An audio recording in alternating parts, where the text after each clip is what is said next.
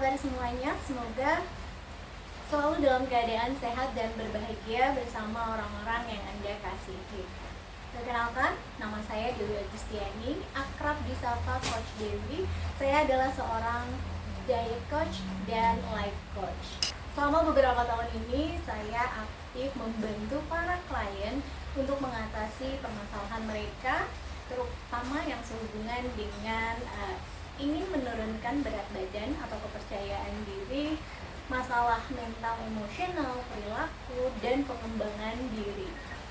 Saya percaya bahwa untuk menjalani kehidupan yang bahagia dan seimbang, kita perlu sehat bukan hanya di satu area fisik saja atau mental emosional saja, tapi untuk mendapatkan hidup yang berbahagia dan seimbang, kita harus sehat secara fisik, mental, emosional, pikiran, perasaan, perilaku, dan semuanya yang terkait dengan manajemen diri, sehingga kita bisa sehat, baik itu secara fisik, mental, emosional, pemikiran, spiritual, relationship, dan masih banyak lagi.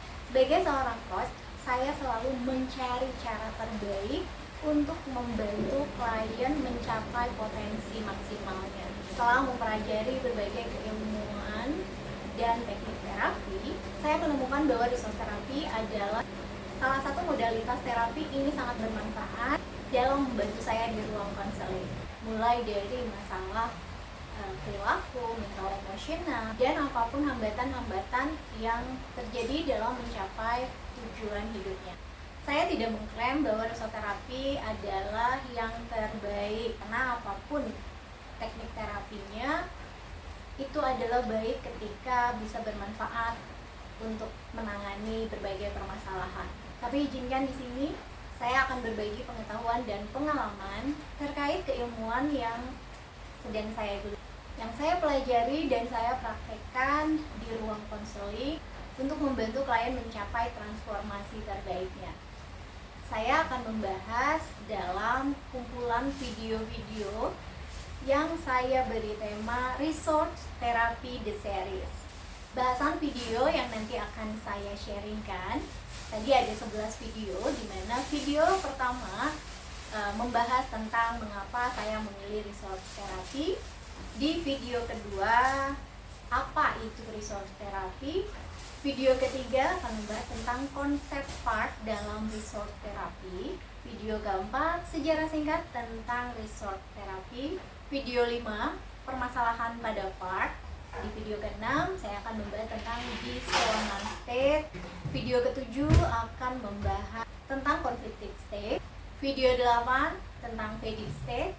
Video ke-9 tentang resource state. Video 10 tentang arti proses.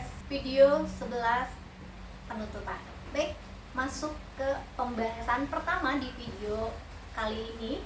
Saya ingin membahas mengapa resource terapi ini saya praktekkan dalam terapi bersama klien. Ketika seseorang bisa menjalani kehidupan terbaiknya dengan potensi terbaik, maka itu dinamakan fungsional.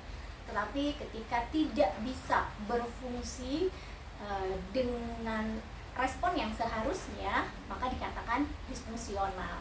Dan ketika seseorang bisa menjalani tuntutan atau respon, meresponi situasi atau keadaan dengan mode terbaiknya, nah ini disebut dengan eksepsional. Kunci penting untuk membuat seseorang bisa menampilkan kinerja terbaiknya atau potensi terbaik dirinya adalah respon atau self control. Respon atau self control ini adalah kemampuan kita untuk bisa merespon situasi di luar diri dengan respon yang ideal, respon yang kita inginkan. Contohnya, kita ingin bisa semangat, maka kita akan memunculkan perilaku semangat. Misalkan lagi kita ingin bisa tenang, maka kita akan bisa memunculkan perilaku tenang ini. Seringkali saat kondisi hilang atau kita tidak punya kendali, tidak punya respon yang baik karena adanya konflik dalam diri.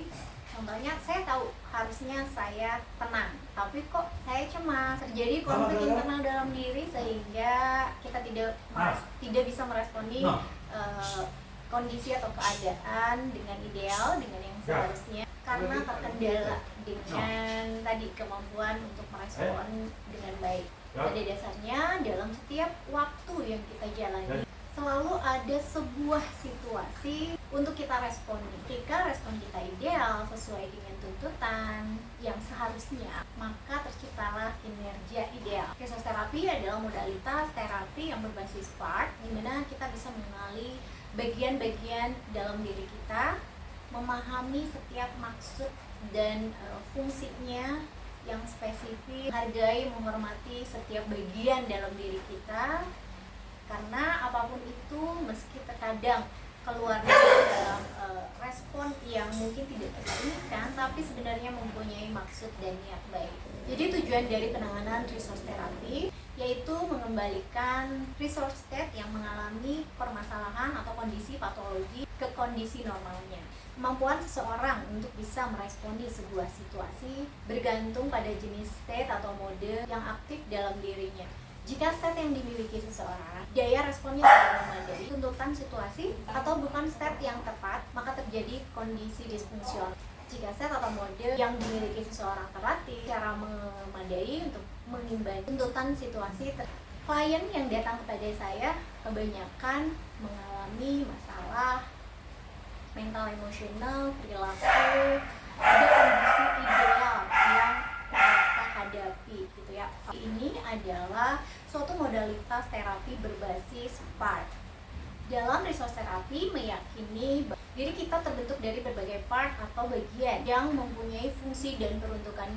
Dalam resource terapi, part ini terbentuk proses pengulangan ini secara fisik membentuk jalinan saraf di otak, dan secara psikologis membentuk keberadaan part atau model kepribadian. Sederhananya, dalam resource terapi kita memandang di balik segala pikiran, perasaan, perilaku, kondisi fisik, kondisi mental, emosional seseorang, ada part spesifik yang melatari kondisi tersebut. Garis besarnya, di balik kondisi fisik, kondisi mental, emosional seseorang, apapun yang kita tampilkan dalam menjalani kehidupan, maka ada part spesifik yang melatarinya. Ketika part atau mode yang aktif adalah mode atau state yang sehat, maka sehat juga perilakunya. Tetapi ketika part yang aktif bermasalah, misalkan pernah ada trauma, memiliki masalah perilaku, part yang aktif tidak sesuai fungsi dan peruntukannya, aktif di tempat yang salah, maka dikatakan tidak fungsional. Seseorang dikatakan sehat atau bisa menjalani kondisi idealnya ketika berbagai part dalam dirinya ini bekerja dengan sehat, yaitu sesuai dengan peran dan fungsinya masing-masing. Terjadi harmoni di dalam yang sesuai. Dalam penanganan resource terapi, kita berhadapan langsung dengan personality part yang spesifik, yang bermasalah, dan sebagai terapis memfasilitasi resolusi yang dibutuhkan sesuai dengan kebutuhan spesifiknya, sehingga part tersebut bisa kembali ke kondisi normal. Mungkin di awal hanya itu perkenalan singkat profesi yang saya jalani dan mengapa resource terapi. Untuk penjelasan lebih jauh di video kedua nanti baru saya akan menjelaskan tentang apa itu resource terapi dan kegunaannya. Jika kamu tertarik untuk mempelajari tentang resource terapi, jangan lupa untuk like, komen, dan subscribe YouTube channel ini. Share video ini ke sebanyak-banyaknya teman, dan jangan lupa subscribe agar kamu tidak ketinggalan video-video menarik lainnya. Sampai jumpa di video berikutnya. Salam sehat dan selaras.